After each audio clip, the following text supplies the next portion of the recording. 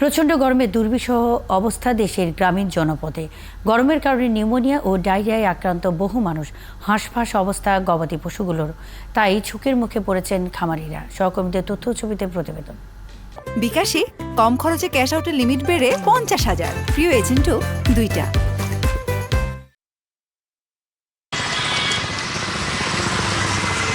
গত 7 দিন ধরে যশোরে তাপমাত্রা 38 থেকে 42.6 ডিগ্রি সেলসিয়াসের মধ্যে ওঠানামা করছে।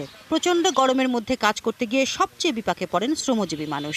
অফিসেও যেমন টিকতে পারছি না, বাড়িতেও একটু ঠিক মতো শুতে পারছি না। একটু গাছ তোলা যায় যে শুয়ে একটু শান্তি পাবো, তাও জানে শান্তি নেই, খালি পানি পিবা আসা লাগে। ফ্যান চললে মনে হচ্ছে কি আগুন ঘুরতেছে। এই অবস্থায় মানে টিকে থাকা দুষ্কর। অসহনীয় গরমে অসুস্থ হচ্ছে আরেক গরমপ্রবণ জেলা চুয়াডাঙ্গার মানুষ। বেশিরভাগই আক্রান্ত হচ্ছে সর্দি, জ্বর, নিউমোনিয়া ও ডায়রিয়ায়। রাজশাহী সহ উত্তরাঞ্চলের উপর দিয়েও বইছে তাপদাহ। স্বস্তি পেতে সুযোগ পেলেই মানুষ পুকুর বা যে কোনো জলাশয়ে শরীর ভেজাচ্ছেন।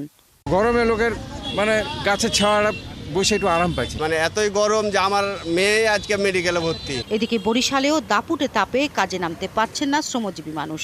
হাসপাতালেও ভিড় বাড়ছে। বাচ্চা অনেক গরম সহ্য করতে পারছে না, তো এই জন্য কান্না করছে। ডায়রিয়া মানুষের গরমে কি করা যাবে? গরমে টানা গরমে পুড়ছে পটুয়াখালীর উপকূলীয় রাঙ্গাবালির বিস্তীর্ণ জনপদ। হাঁসফাঁস অবস্থায় রয়েছে গবাদি পশুগুলো, তাই বিপাকে পশু খামারিরা।